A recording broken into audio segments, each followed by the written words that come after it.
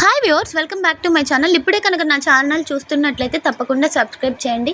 ఇవాళ నేను మీకు మకానా కీర్ ఎలా చేయాలో చూపిస్తాను. దీనికోసం పాన్లో ముందుగా నెయ్యి హీట్ చేసుకుంటున్నాను. ఇది కొద్దిగా హీట్ అయిన తర్వాత ఇక్కడ నేను 50 గ్రామ్స్ మకానా తీసుకున్నాను. ఈ ఫుల్ మకానా కొద్దిగా గోల్డెన్ బ్రౌన్ కలర్ వచ్చేంత వరకు ఒక 3 మినిట్స్ రోస్ట్ చేసుకోండి. 3 మినిట్స్ అయితే చక్కగా రోస్ట్ అయిపోతాయి. ఇప్పుడు వీటిని చల్లటి వాటర్లో వేసేస్తున్నాను. ఇలా వేసుకొని జస్ట్ ఒక్కసారి డిప్ చేసి స్క్వీజ్ చేసి తీసేసి పక్కన పెట్టుకోవాలి.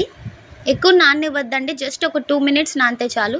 నెక్స్ట్ కొద్దిగా పచ్చి కొబ్బరి, బాదం, అలానే క్యాషూ నట్స్ తీసుకొని కొద్దిగా పాలు పోసుకొని విడివిడిగా ఒక అరగంట పాటు నానపెట్టుకోండి.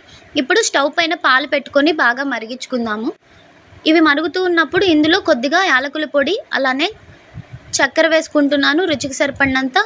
సో ముందుగా షుగర్ వేసుకున్నాను, నెక్స్ట్ ఇలాచీ పౌడర్ వేస్తున్నాను. ఒకసారి అంతా కలిసిపోయేలాగా బాగా మిక్స్ చేసేసుకుందాము. ఈ పాలు మనం 1/2 లీటర్ పోసుకున్నాము. అవి 1/4 లీటర్ వచ్చేంత వరకు బాగా బాయిల్ చేసుకొని మనం ముందుగా సోక్ చేసి పెట్టుకున్న క్యాష్యూ నట్స్, బాదం, అలానే పచ్చి కొబ్బరి కూడా వేసేసుకొని మరో 10 నిమిషాలు బాగా కుక్ చేసుకుందాం. సో చూసారా, మధ్య మధ్యలో ఇలా కలుపుకుంటూ ఉండాలి అడుగంటిపోకుండా.